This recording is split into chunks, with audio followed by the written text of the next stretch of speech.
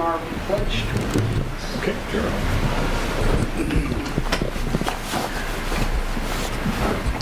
Dear Heavenly Father, thank you for the opportunity we have to come here and discuss issues that are important to our citizens and our community. We ask that you watch over our decisions and you guide and bless them. In Jesus' name, amen. I pledge allegiance to the flag of the United States of America and to the republic for which it stands, one nation, under God, indivisible, with liberty and justice for all.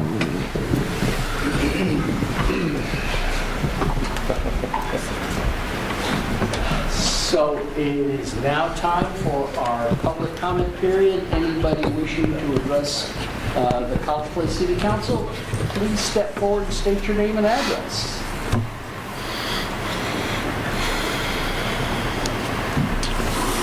Seeing none, we have before us a consent agenda.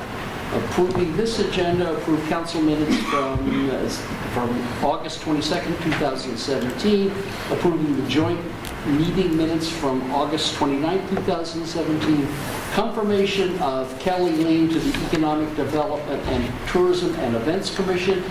And the purchase of the turnouts for the fire chief, and approve the consent agenda items.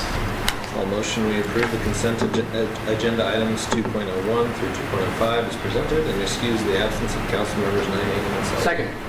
It's been moved by Mr. Cleveland. I do believe that was Mr. Peterson that seconded. No. Oh, Mr. Dickerson.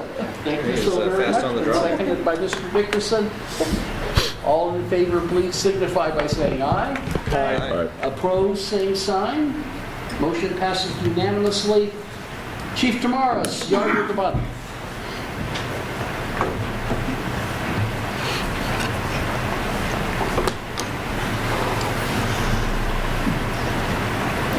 All right. So this month's yard of the month is the Hansen family, who lives actually neighbors with you, Mr. Mayor. Just lives up there in your neighborhood, and he's been in the area for 11 years. And it's a really cool story. When I went up to present this award, I knocked on the door, nobody answered, and he came walking from across the street. He was mowing the person's yard across the street, helping them in their yard, actually.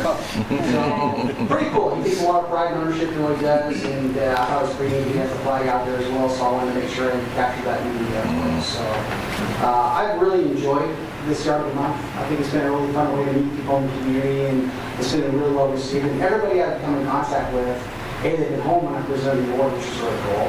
But two, they've just been beside themselves and in appreciation. So I think it's been great fun. Thank you. Thank you very much, Chief. We have a proclamation to read. It's the City of College Place proclamation, whereas September 17th, 2017 marks the 230th anniversary of the drafting of the Constitution of the United States of America by the Constitutional Convention. And whereas it is fitting and proper to accord official recognition to this magnificent document and its memorable anniversary, and to the patriotic celebrations which will commemorate the occasion, and whereas Public Law 915 guarantees the issuing of a proclamation each year by the President of the United States of America, designating September 17th through 23rd as Constitution Week. Now, therefore, I, by virtue of the authority divested in me as the mayor of the City of College Place, do hereby proclaim the week of September 17th through 23rd as Constitution Week, and ask our citizens to reaffirm the ideals of the framers of the Constitution had in 1787 by vigilantly protecting the freedoms guaranteed to us through this guardian of our liberties, remembering that lost rights may never be regained. In witness thereof, I hereunto set my hand to cause the City of College Place to be affixed this 12th day of September 2017.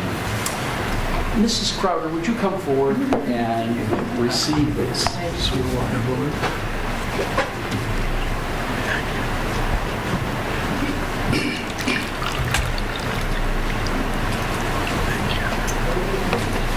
Right right here, right here.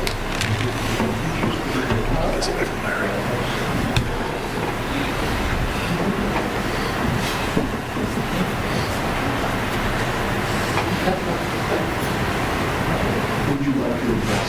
Oh, I would like to thank the city of College Place. This is the second year that we have received a proclamation for our Constitution Week. The Daughters of the American Revolution were instrumental in getting Constitution Week started, and it was through Dwight D. Eisenhower in 1954 that we began celebrating this week and celebrating our Constitution. And in particular, our chapter, the Moses Apprentice chapter, the Daughters of the American Revolution. Thank you. Thank you very much. Thanks, Chris. Thank you very much. Copies of the Constitution were provided to the council and selected members of the staff. Thank you. And I have some mine. A copy of the Constitution. I have some extra ones, and I'd be happy to give you one. They're pocket size. Fifth printed. Oh, okay. Let's see. Last year we got the fourth printed. I'm sorry, Mr. Mayor, I'm taking up your time. Mr. Hartwig, solid waste garbage. Presentation. Glad you specified that one.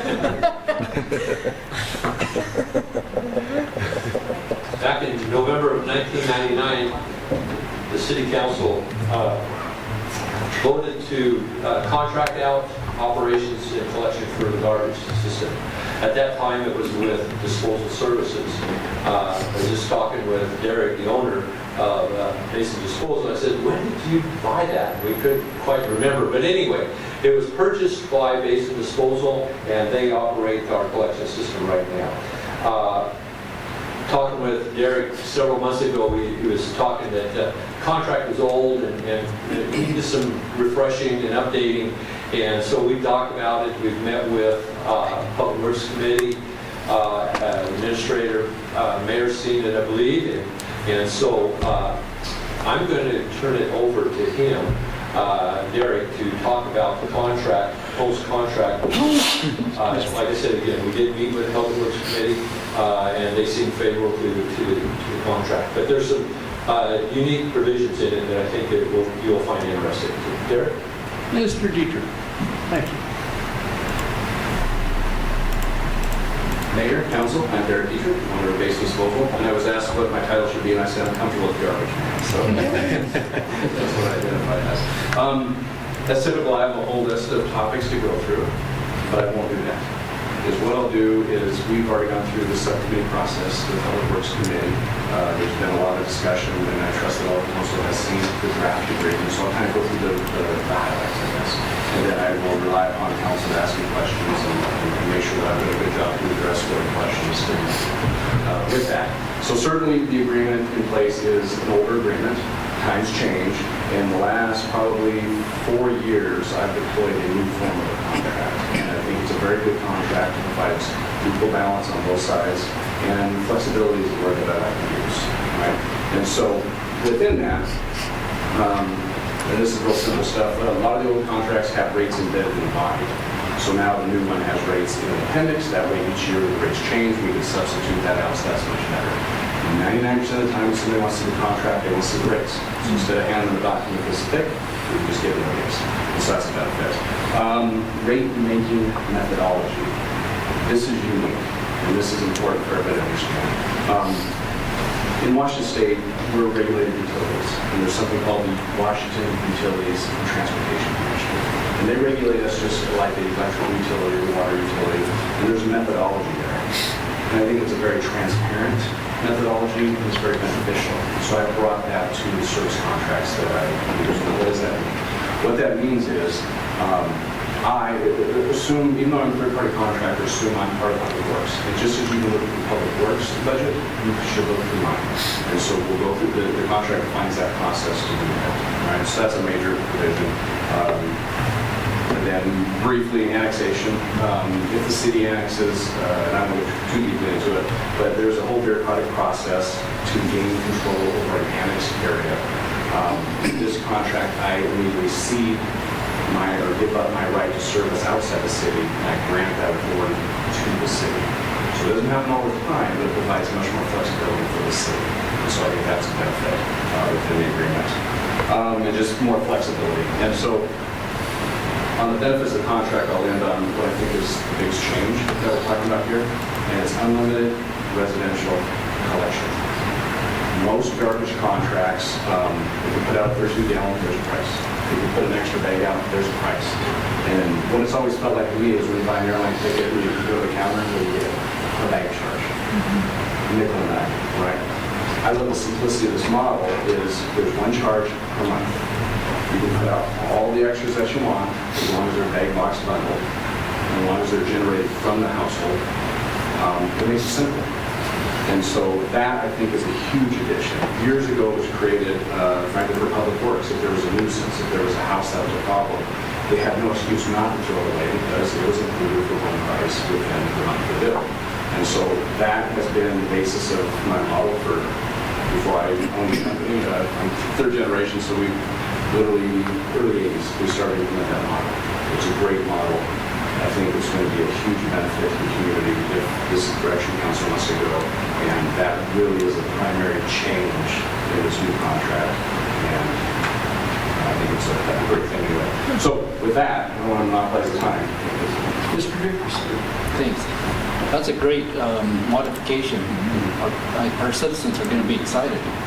What problems are we likely to run into as far as what you accept, the way they box it and bag it and stuff, and have to get out and all that stuff? What's the limits there? What do you think the potential problems are going to be?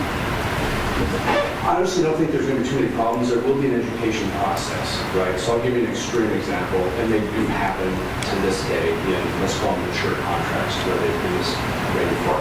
The primary thing that will happen is people go, this is great, they'll chop down a tree and then have a pile of brush loose that is as big as this table. That's a problem. Really, the specifications in the contract are designed, and I always use the word bag, box, bundle. And so, can a person grab it, lift it, and put it into a vehicle? And so in the branch example, if they're bundled up, you grab that bundle and put it in. So that's really Any size limit to the bundle? There are, and I may quote it wrong, but typically 4 feet, 2 feet on a bundle, and then a unit of solid waste is essentially 32 gallons, no matter what shape or form. That's kind of what the shape is, and I think it's 60 or 65 pounds is what it is. And then 3 feet away from the garbage can. And that's the other problem that happens. People like to stack the garbage around the garbage can, which causes a problem when the truck shows up, you can't grab it because you have garbage around it. So those educational things will happen, and frankly, it's our job to make sure that we communicate with the customer, put a tag on there, and we slowly develop everybody to the right path to do that. Mr. Dietrich, would you care to comment on the size of the containers that will be used? Yeah. So what is also maybe different a little bit, so a standard metal can is 32 gallons. The largest plastic cart, which folks my attention over here, is 96 gallons. So essentially 3 of those cans. And so if you're in a model that is unlimited, regardless whether the household produces 96 gallons or not, from a systems point of view, it's beneficial to have that large cart. That way, you lower the probability that somebody will fill up that cart and exceed the cart. Every time that cart is exceeded, now it slows the system down a little bit because you have to get out and lift it up, right? So the default size would go to 96 gallons. People can select, and we can go through the formula, but let's just assume that, the formal request, no, I want 64. Now, the big issue that I perceive is there are a number of households that have 32 gallons. In my firm belief, the 32 gallon really doesn't work in an unlimited collection model. It kind of defeats the purpose. You're going to easily exceed the size, and so now we're back to picking up manually. And so what we've talked about, and I'm supportive of it, is what's called the grandfathering of those 32 gallons. And so if upon some time the account changes, the account owner changes, then at that point they would go up to the default 96. So that's the structure that I would propose. So what's the default angle of the lid? Following a little bit. So that's the other benefit of, and I'll give you two criteria, two stories, however you want to say it. So the benefit of unlimited collection is, and we call it snow cone. You can snow cone that lid. It really doesn't matter. Now, I can tell you, there are other public companies, and I've purchased a company where their crew was under that. They would have campaigns, and I'm kind of going on a tangent right now, but I think it's important. They have campaigns for their employees to get those extra charges. And when I purchased this company, the employees were so happy to not have to do that for good reason. And so it's okay to snow cone or to have that lid up because it doesn't matter. It's unlimited collection for a single price. Now, the second criteria is, what if it's so far up that when we grab it, it's going to fall out? Well, that's a problem. And we will tag the can and try to communicate with the customer at that point in time. So that's really the criteria. It can be lifted up, but not so much it's going to fall Do out. they get nicked for stuff that falls out? What's that? I'm sorry. Does the customer get nicked for items that fall out? The truth is the driver gets nicked because he's got to stop out and get it cleaned up and picked up, and, which gives him the incentive to tag a can and try to educate the customer not to do it again. So Yeah. no, there is no penalty. There's no, Okay. not at all. Mr. Peters? During our conference, whatever that was, weeks ago. Yeah, no, I would just state that I was really impressed with your willingness, your company's willingness to the grandfathering of this in and in the educational process. As we talked about, this is not something January 1, everything. Once again, I really appreciated your willingness to let this thing kind of ease in over time, and as containers are replaced and whatnot, as we grandfather this in, that's going to be a good thing along with education. So I appreciate that. Thank you very much. And that brings up another point. January 2nd, the world's not going to change.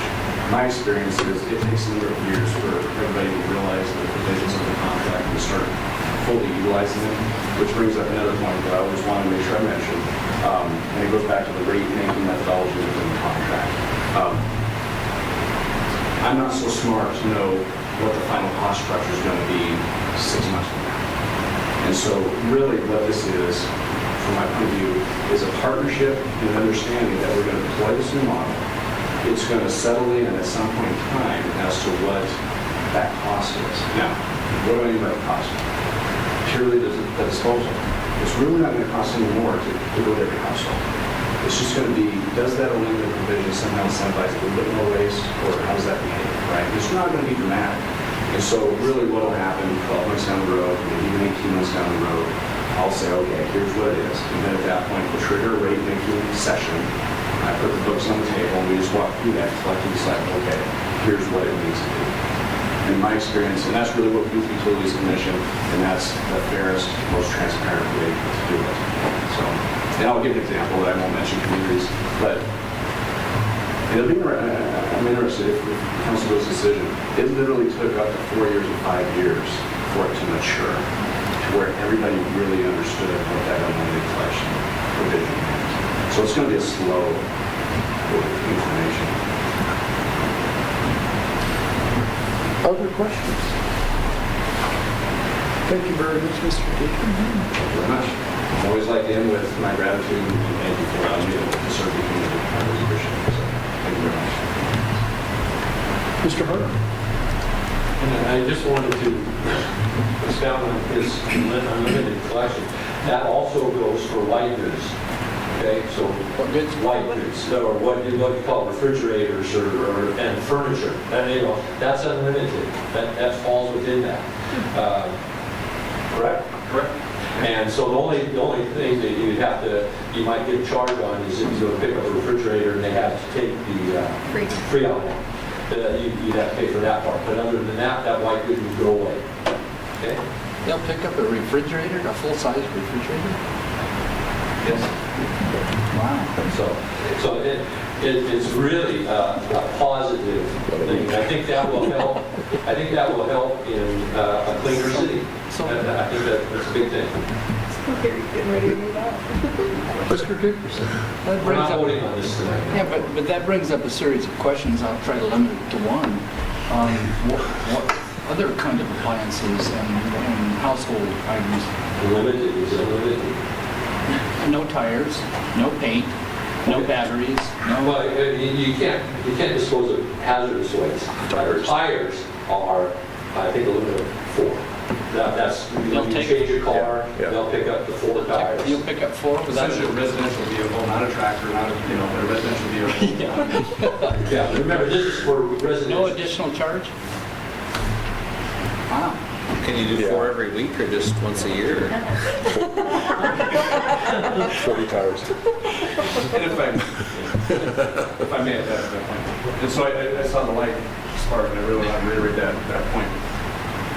I'm not saying there's not a cost to do that. This is the maturation and maturing of the contract, I would say. And so let's say the first year, a few people realize that, the next year, a few more. But at some point, it's going to settle in. And the beautiful thing about garbage is it's kind of average. You have X amount of households, and they produce an average amount. And once we know what that average amount is, then we reset it to accommodate that. Then at that point, it does not matter that 5 households put it out or 10 don't. It doesn't matter. It's an average number. And it's not nickel and diming. And it's, again, the thing about garbage is so stable. Once you set it, it pretty much stays there. It just makes it so much simpler. We don't have to count on the route. 3 months later, and there's a dispute about it. You don't have to worry about an extra $3. It's simple. I just want to, right now we have an area, and that's the university, that is allowed to collect their own garbage. That is not addressed in this contract right now because there has been discussions that they may take over, we're looking at having them take over the collection for the university. If that does not pull through, then that would be added to that contract. So we are in discussions with the university about their collection of solid waste and with BDIU and that collection. So, any other questions for Darren? Thank you so very much. I'm not done yet, though. Sorry. You do also see in there, we're trying to match up the code as well with the contract. And so we've gone through and highlighted, you have it in your packet, proposed amendments and what was taken out. And we would just ask that you would review that. And if you have questions or comments, please get a hold of me or the administrator with those, if you have any concerns or comments. Thank you very much. Thank you. We do have a presentation from the State Auditor's Office on, I will not use the acronym, but LEAN, and we're having a development review process ongoing. Ms. Hines is from the State Auditor's Office out of Vancouver, Washington. Welcome. Thank you. So, good evening. My name is Deborah Pence, and as the mayor said, I am from the State Auditor's Office. I always start off by saying I'm probably the only one employed at the office who has no financial background. I'm an engineer by training. I'm a process specialist. I've spent a lot of time learning about process. And what I was asked to do tonight that I'm more than happy to do is just in a very quick amount of time, probably take about a 3-hour class and put it into about 5 minutes. Let you ask whatever questions you have, but my main purpose to be here is to let you know, if you're not already aware, that I am doing some work with a team of folks here this week. I'm here to look at your development review process, and part of that for my work to be valuable is to make sure that everyone knows what we're doing and that the team gets support in the type of methodology that we're using, and that's what this is. So, I guess we'll have somebody looking slides for me. And I'm going to go through these fairly fast, Lisa.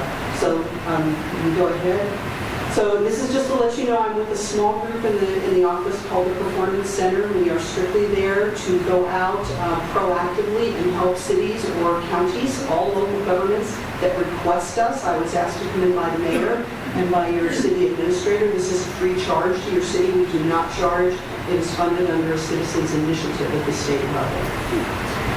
If you haven't heard of lean, I always go about this as though someone does not even know what lean is. And I like to make it as simple as possible.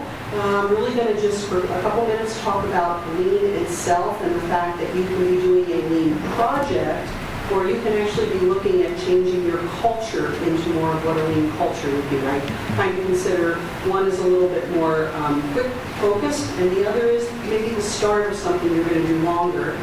There's roles that I'm going to mention quickly. The main two roles is what the leadership team will do versus what we term subject matter experts. And I define that as being somebody who touches and does the work.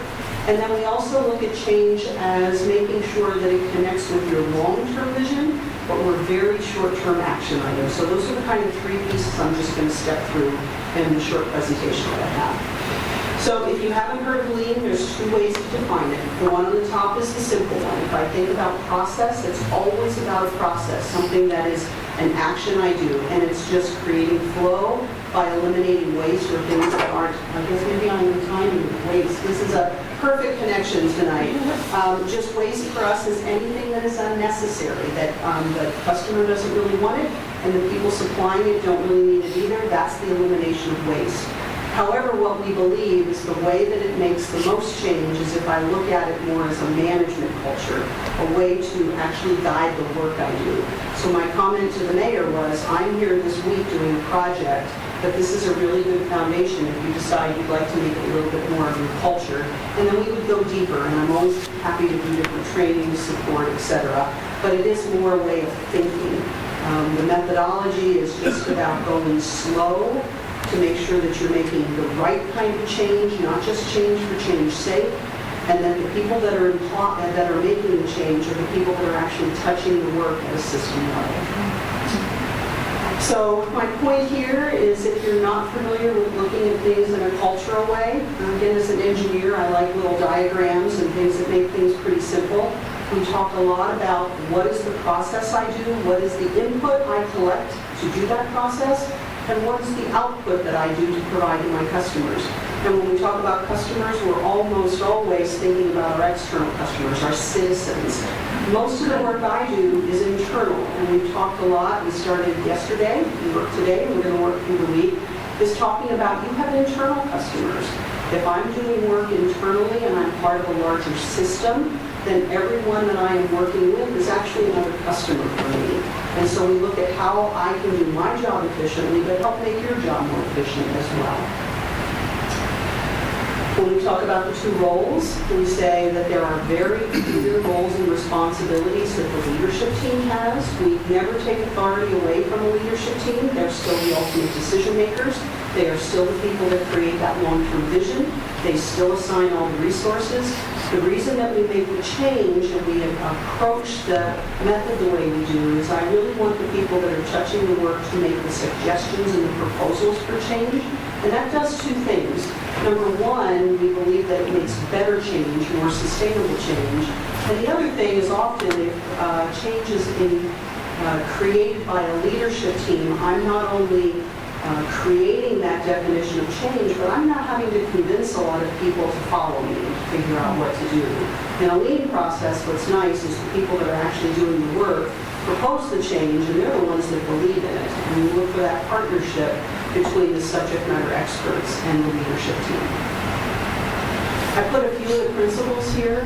This is when we start getting into what the culture really looks like. And you've heard me say the one on the left-hand side that I like the most is that we slow down to go fast. There's times that we think if we run off and we do something fast, it's going to be better. But what we find in the long run, we're often not all aligned. So we start slow and we tend to be able to go fast in the long run. And then when we look on the other side, one example I pick up is we're very interested in what we term systems and not silos. Often if I make a change within an organization, it just moves work from one place to another. And that's not what we're looking for. We're looking at the whole system, making sure the system works together, and to have everybody know what everyone else does so we just make the work more efficient overall. And if you haven't heard of the initials PDCA or Plan, Do, Check, Act, some people call it Plan, Do, Check, Adjust. This is at the core of what lean is. And if I give you an easy description for lean, it's really continuous process improvement. So no matter what I'm doing with the team this week, what I hope is that this is not just a once and done. We're going to create some plans, they're going to implement them, They come back, they say, did it really work? Did we really get the results we wanted? And if we don't get them, we make those adjustments, or we do the act to make sure that what we're doing is actually getting us somewhere. And I tossed this one in just to say I've worked with a lot of different cities and counties, and what we're going through now is a very, very abbreviated portion of what we call a Lean Academy. And with the service that we provide, as I said, which is a free service, we start off with leadership training, which I've done a little bit here. A couple weeks ago I was here. We work with the team to prep. The Kaizen project, if you haven't heard the word Kaizen, it's just a Japanese term for using process improvement. That's what we're doing this week. We hope the team will continue and do this plan, do, check, act, follow-up, and then just encourage you to see if there's other projects, other processes you'd like to look at. And the piece I put up there, because I don't want to avoid it, is as much as I talk about our service is free, we are very aware of what it costs the city, especially a small city, to take people away from their jobs. And that's why it's so important for me to make sure that what we're doing is valuable. And I think that's, my quick summary. If I would give you some guidance on Lean, and how Lean is really pretty common sense, but what we believe makes it different. We work a lot on clarity. I have a lot of my team members here today, and I'm sure when they see the word clarity, they're probably snickering under their breath, because I have been just, even the past 2 days, saying, really, tell me more, be clear, what do you mean by that? We go into a lot of clarity to understand what we're doing. Visibility is something that what we believe is that the more I can make something visible, the more I can make a process visible, the more I can make the results visible, things kind of take care of themselves, but I have to be able to bring that visibility to the light of day. And then just sustaining. It does not do me good to make this one big process change and then go back to doing things the same old way. So this clarity, visibility, and sustainability is kind of the mantra that we have as we do this work. And I think that one is the last one. So I just put some contact information up there, and I figured what I would do is give you more time to ask questions for what you're interested in. I just wanted to come in and at least give you a quick overview of what it is that you've never heard doing before. Thank you, Ms. Hens. We took down a lot of the stickies. So as you notice, when we do this type of work, it's not about pretty PowerPoint slides. It really is about the work that we do. It's a lot about writing things down and just keeping it in that form. So what's up on the wall is we always start with what's the process. Why do we even do the process in the first place? What's the purpose? What's your roles and responsibilities? And how we start off is by saying, I know these sound like really simple questions, but it's amazing what we can uncover as we start to ask some of the simplest questions. We'll bring out some of the most meaningful kind of depths of insight. And that's what's a piece of what's on the wall. Because you are being gracious and allowing us to use this room, which has been a very nice room for us to work in. Questions from Ms. Hens? Mr. Peterson? Two issues. I liked what you said about slowing down. And many of us, when we see a problem, we want to attack the problem. We want to run off, and fix it and move on. And I've had some experience with this, but it is nice for some of us to slow it down, get it organized, get it methodical. Yes, you can fix issues, but to have that process there in the input it does great against some of us that want to just, do it today, But it's nice. A second thought on this, my experience with this in the past too, I don't think there's a process you can't apply this to. It's interesting. It could be, you name it. Absolutely anything. In fact, if I would just speak personally, some of the most interesting ones I've done recently is public disclosure documentation and how much public disclosure has become such a big issue. I've worked on that with a couple cities. I've worked with police departments. I even worked with the Port District. The Port of Camas and Washougal had me come out and we looked at how they lease out their marina slips. And what the process is. Literally anything that is a process, this can be applied to. Absolutely. Mr. Cleveland? You kind of touched on this a little bit, but with the public disclosure, I'm curious about what are some really common processes that are often optimized greatly by your procedure here across a number of different cities, like common themes that you see? So in other words, not common processes, but the common themes that we see within those processes. Yeah, like what are some common ways that you've been able to boost efficiency? I'm asking you to kind of toot your own horn here. Well, there's always a few that stand out for me, and it's probably more because they touch the heart. One of the early ones I did was with Grant County. I don't know if people are familiar with Grant County, but they actually run some social services through their county, and we worked on a chemical dependency process, which was pretty interesting. Their problem was they were losing a lot of money because they couldn't actually bill back to the state until people got to a certain point. And so we looked at what's the process till I get to that point. And if you would think about it, a lot of these are drunk drivers that are maybe sent through court and sent either a diversion, you go to this program, or you go to the drunk tank, so to speak. Well, what we found out to get to the core of the whole project is they couldn't figure out why they couldn't get through this process faster, and we found out they needed 8 pieces of information, 8 steps to get to the point they could actually bill, which meant they had put a lot of time into something like this. So what we ask, and I'm actually asking my team this week, tell me what your minimum is. So I know 8 is what you want, but do you have to have that all coming right in the door, or could you get it later?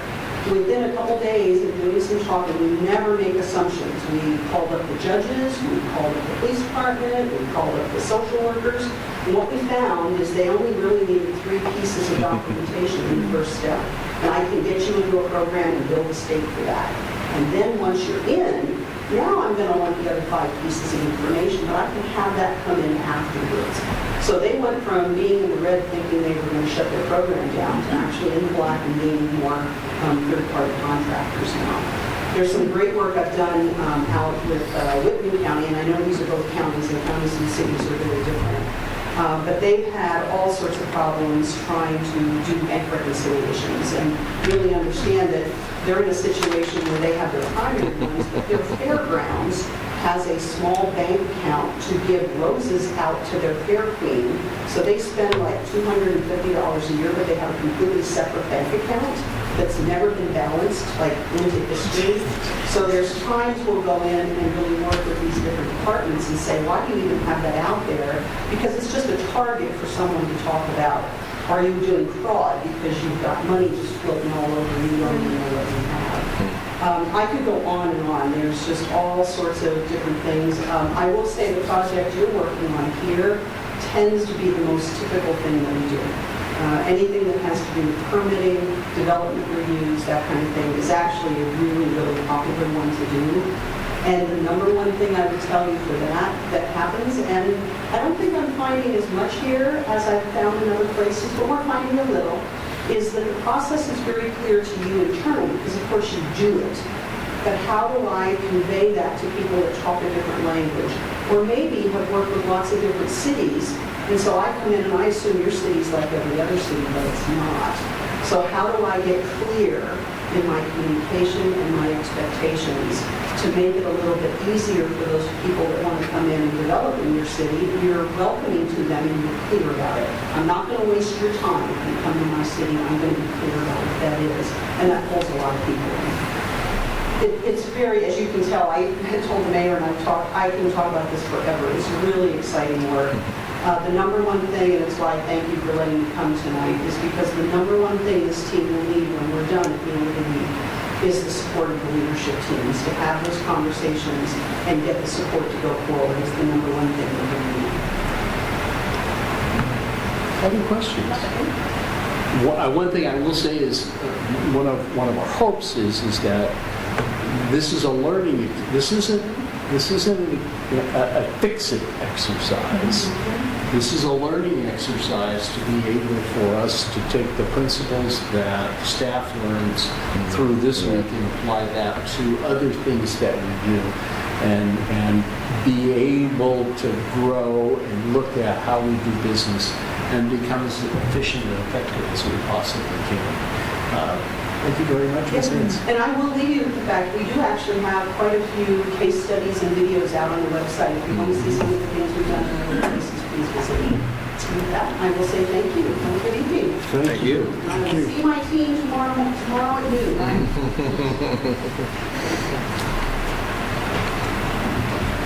So we have an action item for bond ordinance.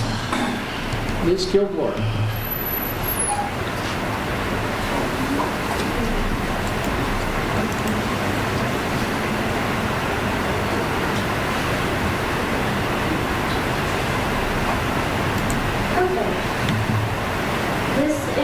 the actual ordinance to authorize the issuance of bonds with Community Bank for our water utility system. This ordinance encompasses refunding our 2007 Whitman Drive water sewer bonds so that we're able to give a primary lien position to Community Bank on these water bonds. It allows us to split the utility legally back up like it actually should be, so that we can have separate bonding for water and wastewater. So we're refunding bonds, and then we're providing for about $4 million worth of, a little over $4 million worth of water capital and infrastructure improvements, and also possibly some water rates or if something comes along. So this has been reviewed by our bond council, by Community Bank, and internally here at the city. And I'm just bringing forward to you guys tonight in the total amount of $4.5 million not to exceed at an interest rate of 2.8% fixed for 20 years. Questions for Ms. Kill? I think it was the last meeting I asked perhaps a silly question, but once again, this does not affect the ratio. These are revenue bonds. Correct. And so They're kind of in their own pot. right.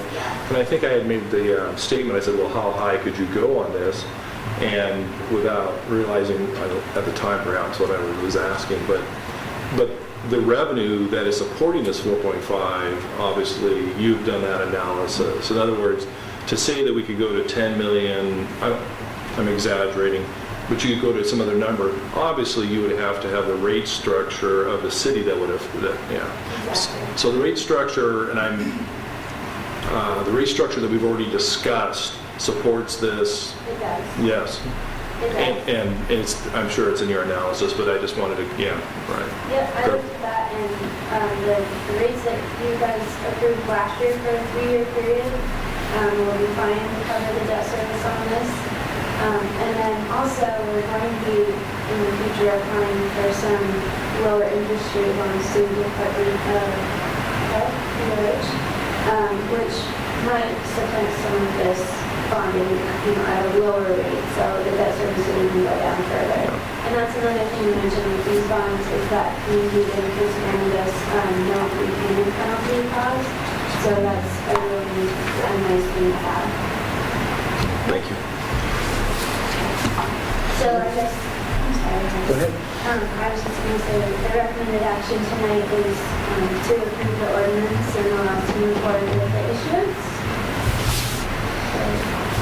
Ms. Sherman? I'll make a motion to approve ordinance number 17-033 for the issuance of water utility revenue bonds in the amount of $4.5 million. Second. It's been moved by Ms. Sherman, seconded by Mr. Peterson. Is there any further discussion? Seeing none, all in favor, please signify by saying aye. Aye.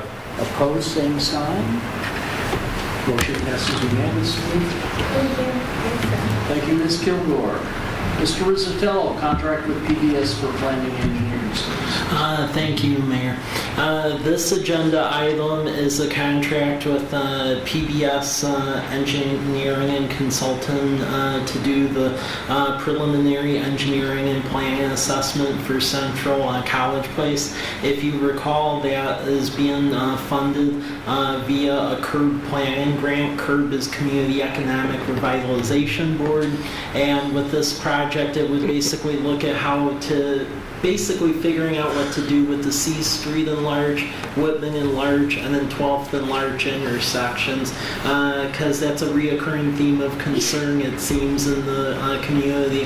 One exciting piece about this is the money paying for this is actually from the previous year's authorization through the Community Economic Revitalization Board. So right now, cities can't even get this grant money because of the whole capital budget impasse. But we were able to slide in just under the radar to get the old allocation.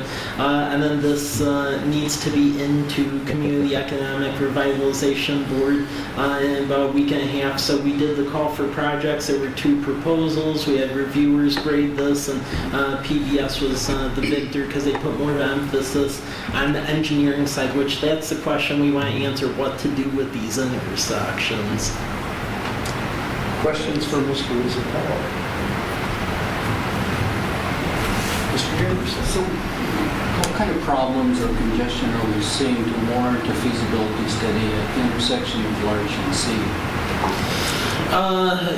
Just with Larch and C Street, we have had some delay with cars basically turning right into C Street, and just the basic oblong curvature of C Street. There's been some issues there as well, and then also the fact that that area on the regional transportation plan and bike plans, that's actually marked as a bicycle route in through that area.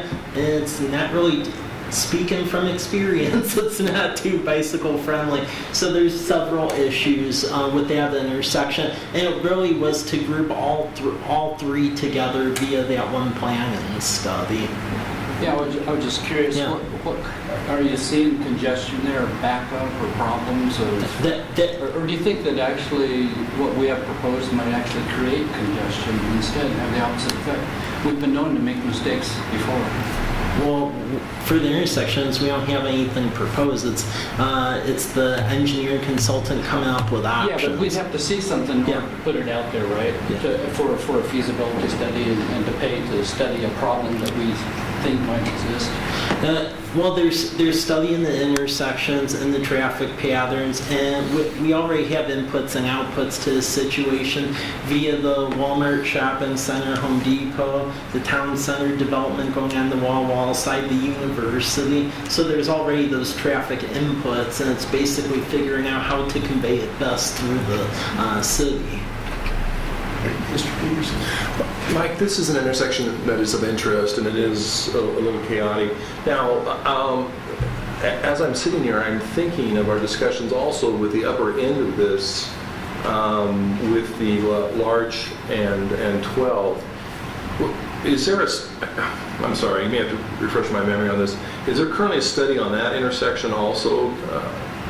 This will be included in this. This will be included. So, this probably was in the details here, but so this is both. It's that whole stretch. This is the 3 key intersections. So Larch and 12th Street, Whitman Drive and Larch, which we've been having accidents as of late. It's pretty high frequency, and C Street and Larch. So it's all 3 of those intersections. So we've had prior discussions on this, and I thought that we had already moved forward, but that's not accurate. That was accepting the grant. This is picking the consultant to execute and I see. Yes. Get the grant going. Okay. Thank you for. Yeah.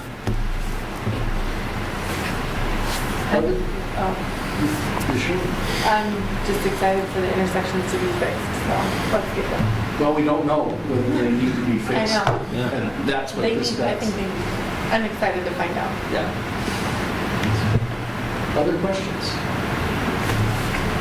I'll motion to approve contract with PBS Engineering and Environmental for $66,651 for planning and engineering services. Second.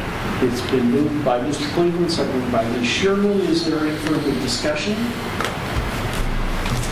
Seeing none, all in favor, please signify by saying aye. Aye. Opposed, same sign.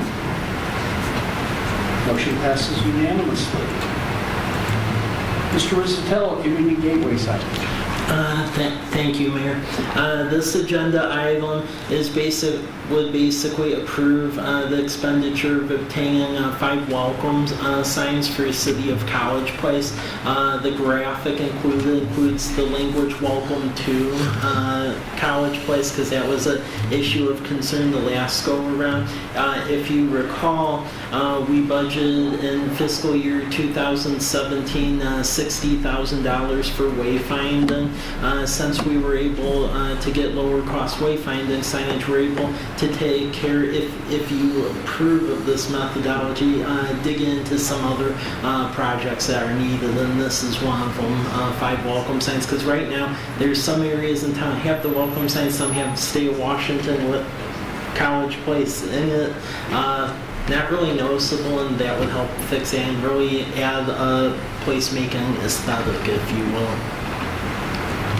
Questions for Mr. Muscala?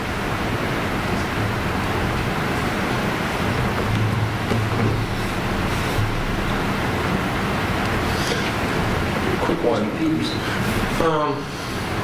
This is under the heading, be careful what you ask for, you might get it. This whole process with the signage is really something that we've talked about this a lot, and we've made suggestions, and it's gone back and forth.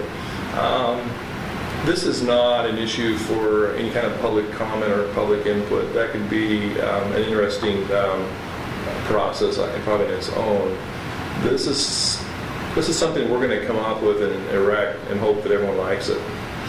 Well, the wayfinding plan and strategy, we did have open houses with both design regulations and the wayfinding plan earlier this summer that were advertised on the website. And keep in mind, this Welcome to College Place sign, while that was brought about in the workshops, that isn't actually the original design. That comes from the 2014 regional plan, which went through a pretty exhaustive public outreach section as well. So it really isn't recreating the wheel, it's just resurrecting the wheel and get some of the signs That's reassuring. More like erecting. Yeah. Erecting. Yeah.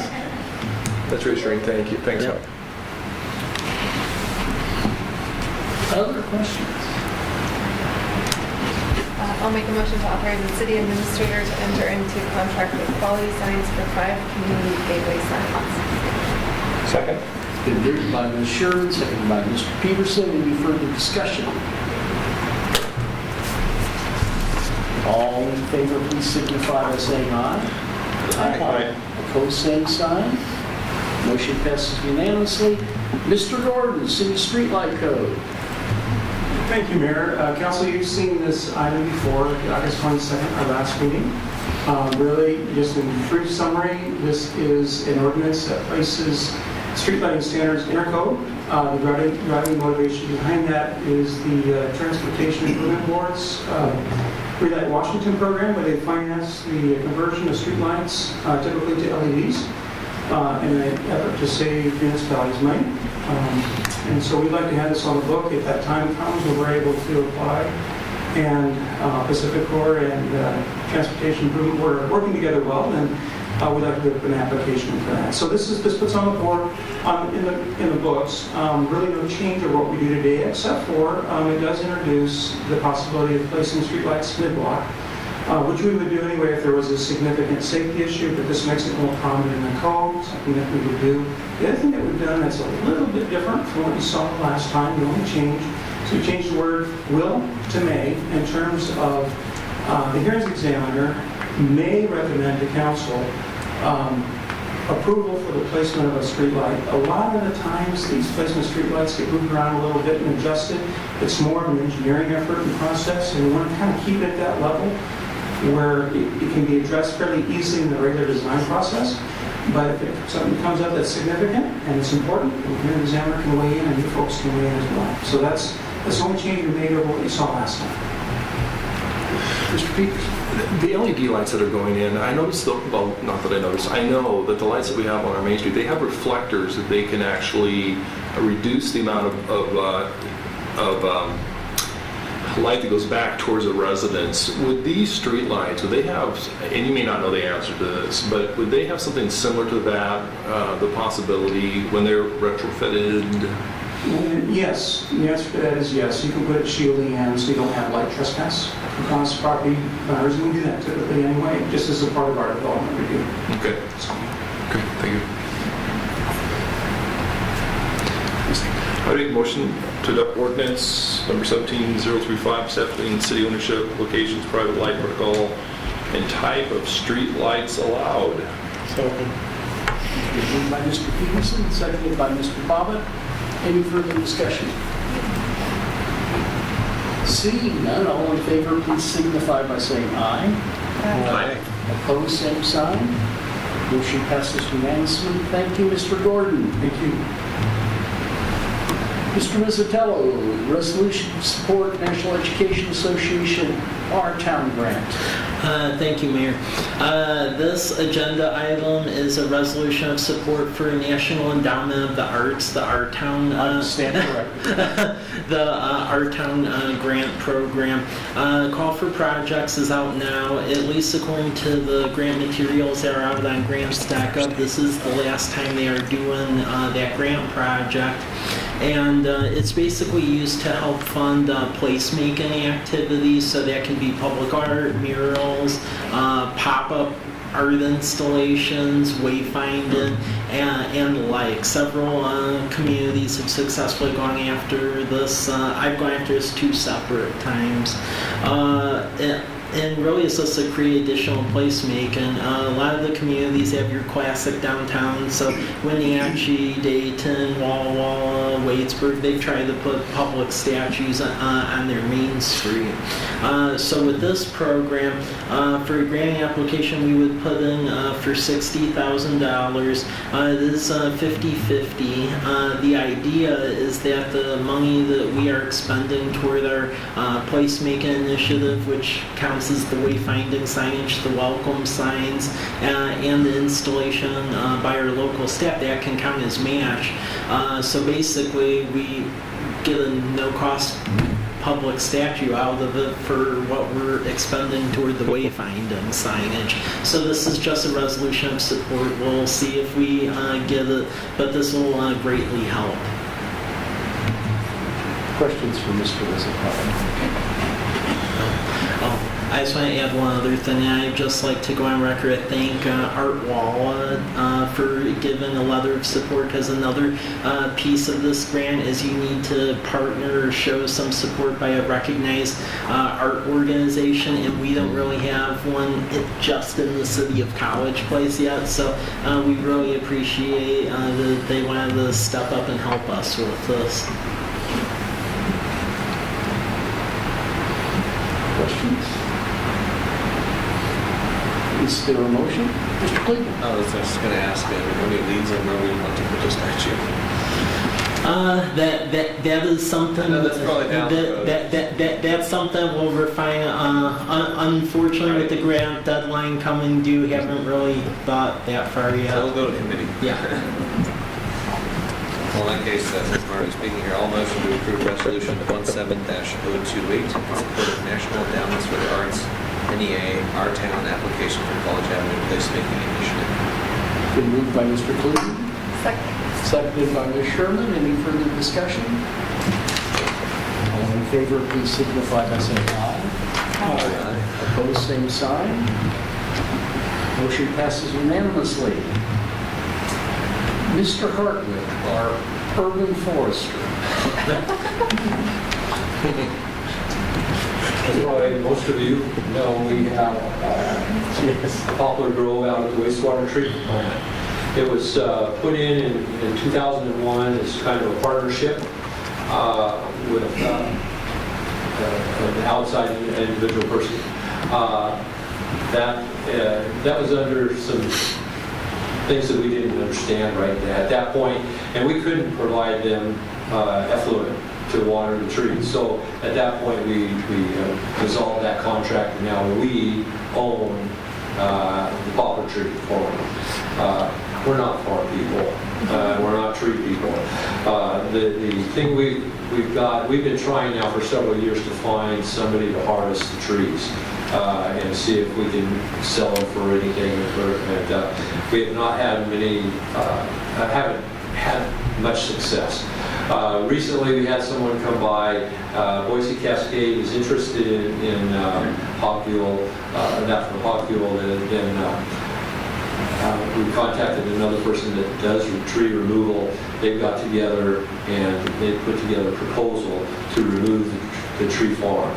One of the things that I'm excited about is if we can get the trees removed, the stumps removed, and so forth, and get it to a farmable ground, so to speak, then we might be able to turn it over to CH2M to manage the whole farm. Because right now it's on the city people to manage the farm part.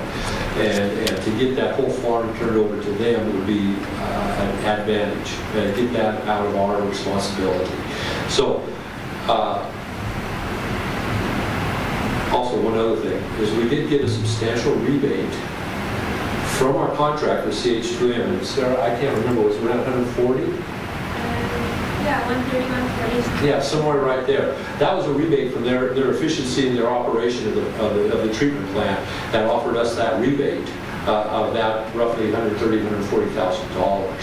So CH2M has been doing very good for us in their operation of the plant.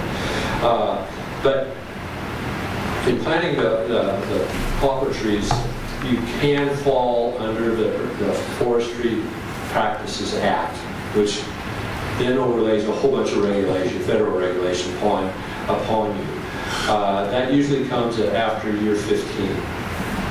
We're after year 15, but nobody's complaining or talking to us about it. We would argue that we're falling under an agriculture as a row crop. But anyway, this gets us out of that potential liability as well. So Ironside has given us a proposal to remove all the trees, remove the stumps, and grind them, and then get rid of all that product to Boise Cascade. You saw here it's $2,200 an acre, roughly about $135,000 to do that. Mobilization $2,000, and then if they have to worry about removing the irrigation, which it has to be done because Boise Cascade won't take the material if it's got plastic in it. Would be roughly $480 an acre. My intent, this would be over like a 2.5, 3-year period. They would come in and their slow time and start doing this work. In the meantime, we can be with our crews in the wintertime going in and removing all that plastic tubing and getting rid of that and saving all that money and so forth and trying to reduce that cost.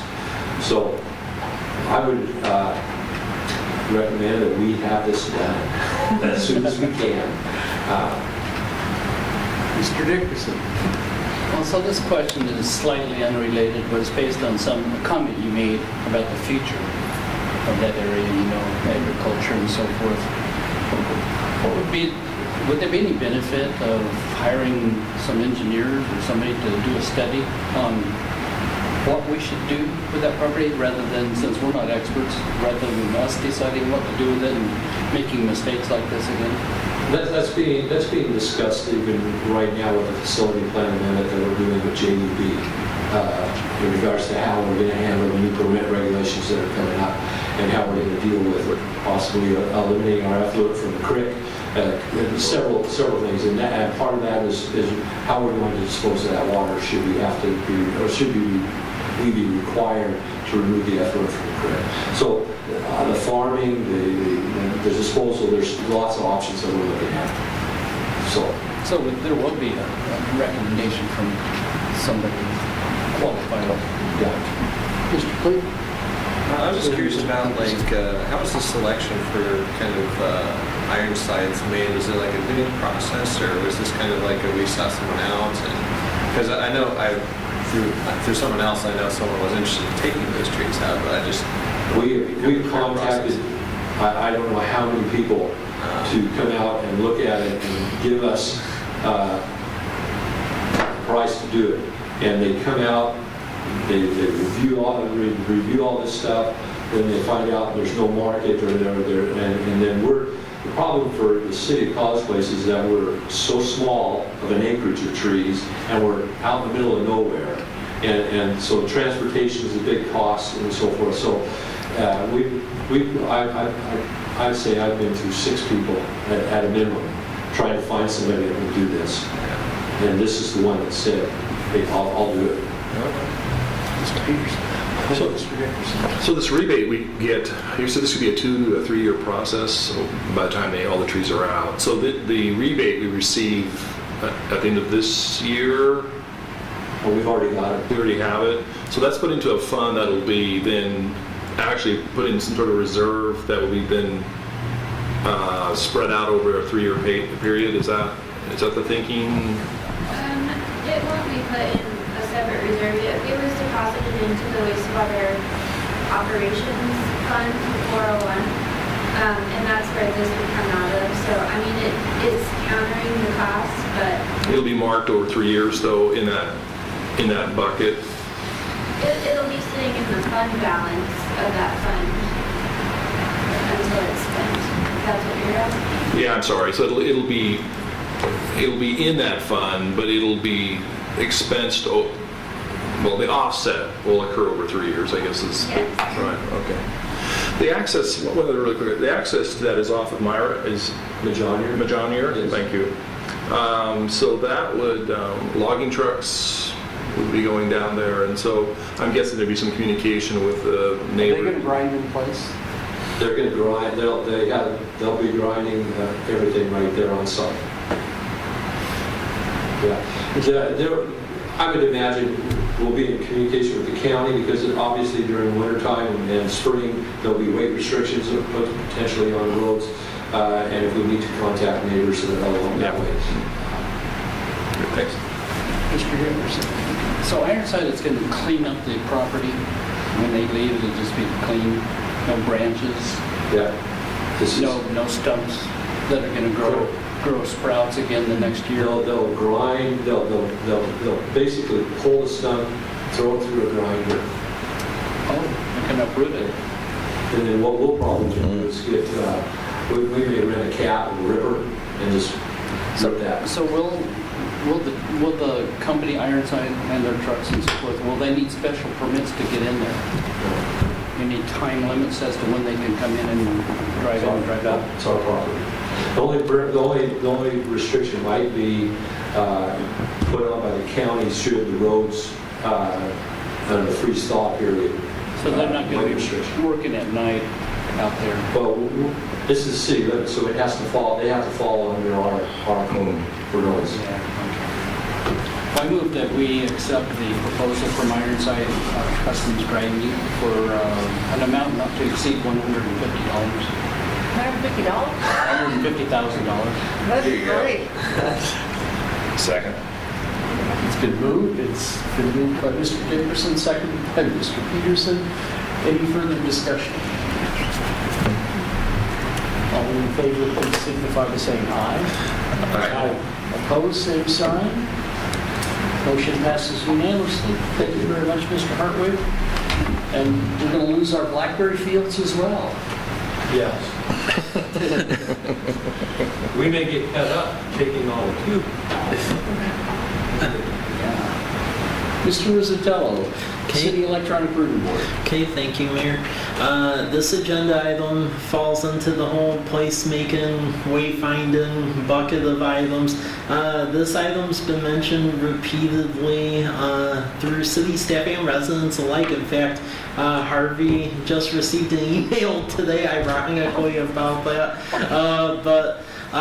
They didn't like our signs. Yeah. Yeah.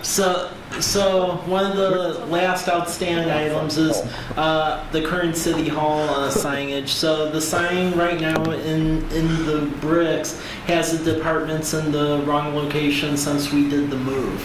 The older sign, which one can put the lettering on, that sign is actually pretty old. It has a crack in it. And we've been trying to change the messaging a lot to get out community events, meetings, things like that, but the leathering's actually fallen off of the said sign because there's a pretty good sized crack on it.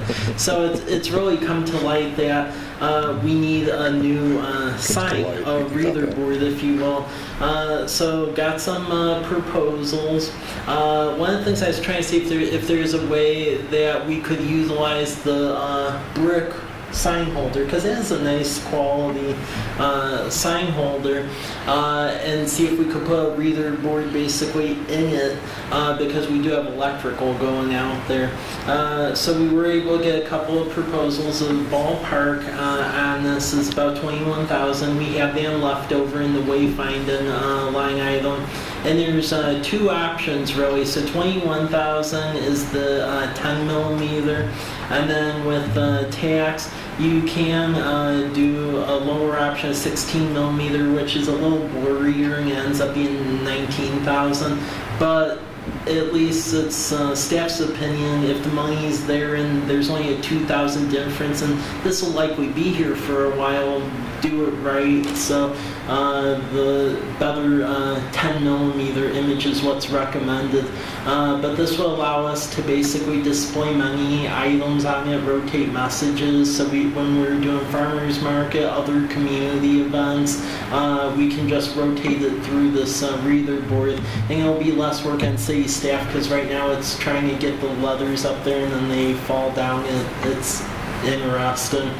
It's becoming an issue. So this is just for discussion. Any general comments I'll take, or thoughts about this, but we do have the money to get the said sign. Mr. Cleveland, and then Mr. Butler. I hate to get a little bit of a wet blanket, but I've never really been a fan of the animated signs with the swelling messages. I feel like they're a little bit of a distraction, and maybe I have bad taste, but I always kind of want to be just a little bit tacky, and I always preferred kind of the aesthetic of a regular, solid sign that's not animated, just a regular sign. I'd assume that would also be less expensive as well. This is kind of my personal opinion, and maybe everyone else disagrees, but that's kind of my perspective on it. So I'd prefer something relatively traditional, change the letters by hand. Just it has that smaller town feel to it, whereas I feel like the signs are just, I just don't like them. And maybe I'm the only one. You're talking about an aversion to reader board signs? Yeah, the animated ones have flashy, changing stuff. It's just kind of distracting. I never liked it. So, Mr. Butler. Okay, two comments here. One, I've noticed that our current reader board is also being blocked by the tree. You can't read it coming down College Avenue. And then the brick one, if you stop at the sidewalk for pedestrians, you can't really see down College Avenue. Will we be addressing those issues? I have to take a look. I looked at it, had walking southbound on College, and it looked like you'd be able to see that. I'd have to check on that. Yeah, but if you actually, I think, stop at the sidewalk and look for traffic coming from the north, it tends to block the view of traffic. What do you mean when you're pulling out of the parking lot? Yeah. As I'm pulling out of the parking lot, I have to actually now go across the sidewalk kind of slowly to look and make sure it's clear.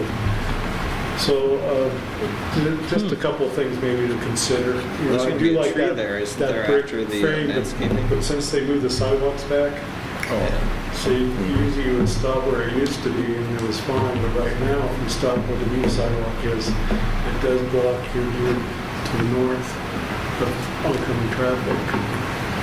Aren't there going to be some trees there planted soon that might also obstruct the view? But I thought that was going to be fairly low, but if I recall, it's fairly low. Mike, I like these signs.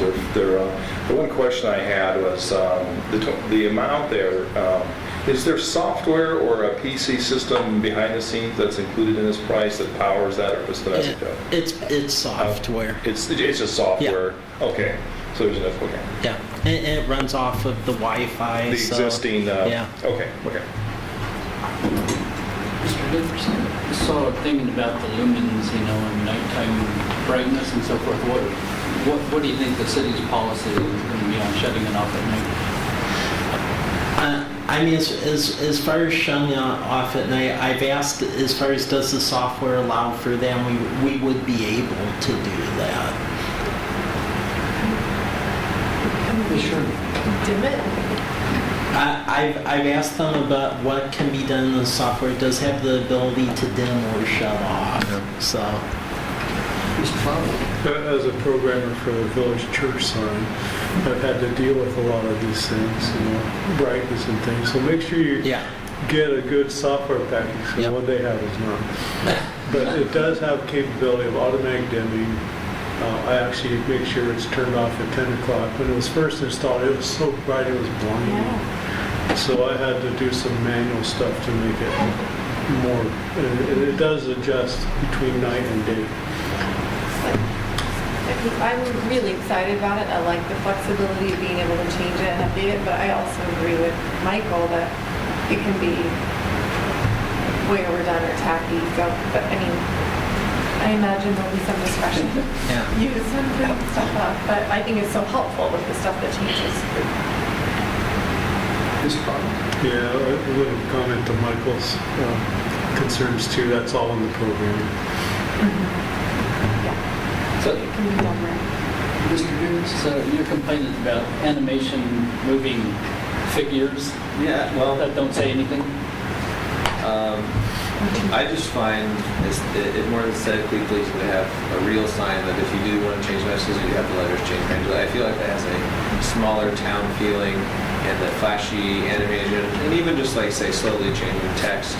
I just feel like it loses kind of that small town feel. I've never liked them, and I'm probably just a bit of a wet blanket with maybe bad taste, who knows, but I just never liked the light up signs. And it seems like there's been a number of businesses and some churches that have added that. It's certainly within their rights. I just don't like them.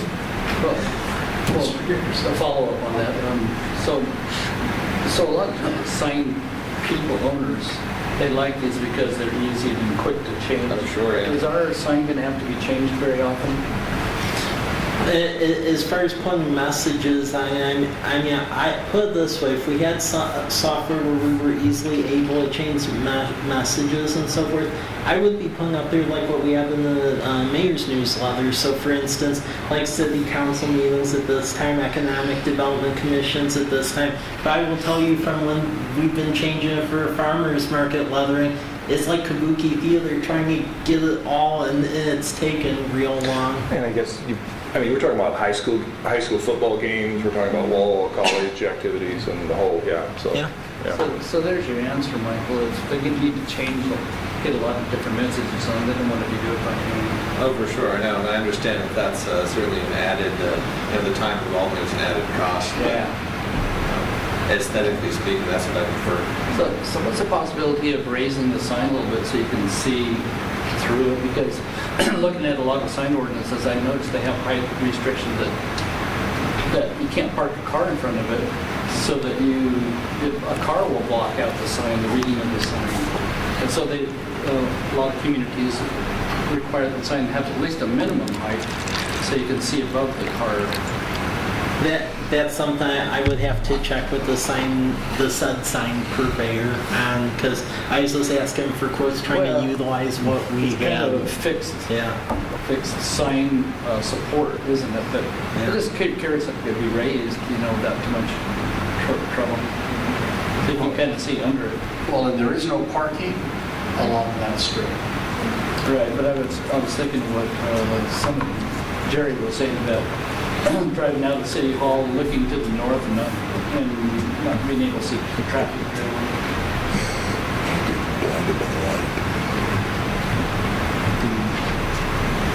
Any additional discussion?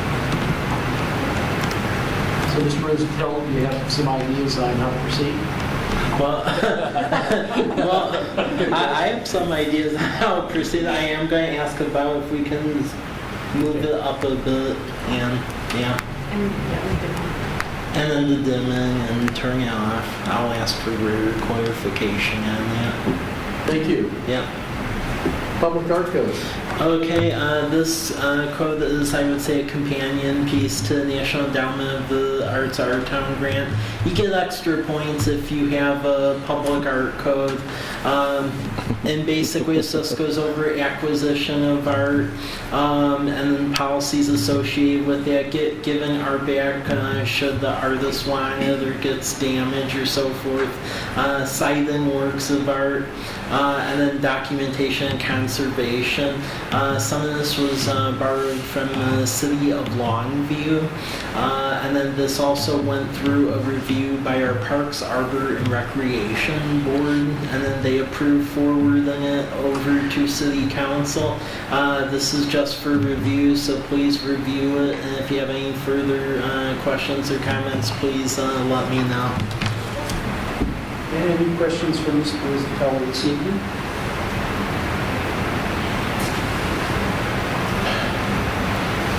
Last but certainly not least on the formal agenda is Mr. Hartwig on street vacations, not needing a holiday.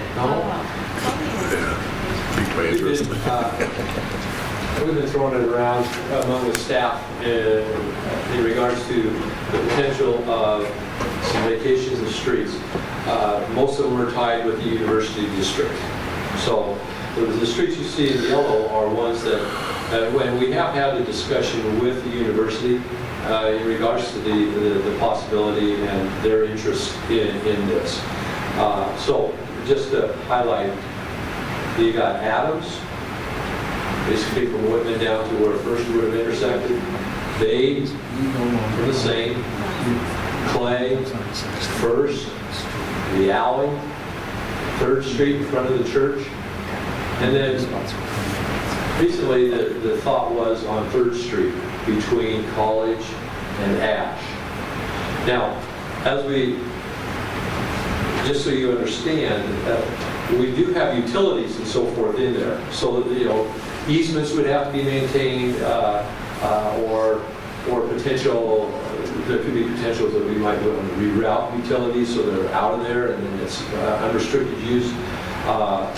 And we still have an issue with, there's 2 homeowners that are privately owned two homes that are privately owned in this area. One at the corner of Clay and First, and one on Whitman. The Whitman one, I can't answer the question for sure whether their sewer goes to Whitman or in the alley. If it goes in the alley, we've got an issue there. But First Street has water and their sewer that go onto First Street. So there are some issues, but we wanted to find out what the interest is, if there's interest in further discussion from the council to talk with the university and continue our discussions with the university. The other thing, we have not had discussions with police or fire yet, and we would still have those if you would be interested in continuing this discussion. Mr. Davis. I could see the advantage in some of these, like I think you called the blank one Adams. Yes. And then Southwest Maid in front of the church.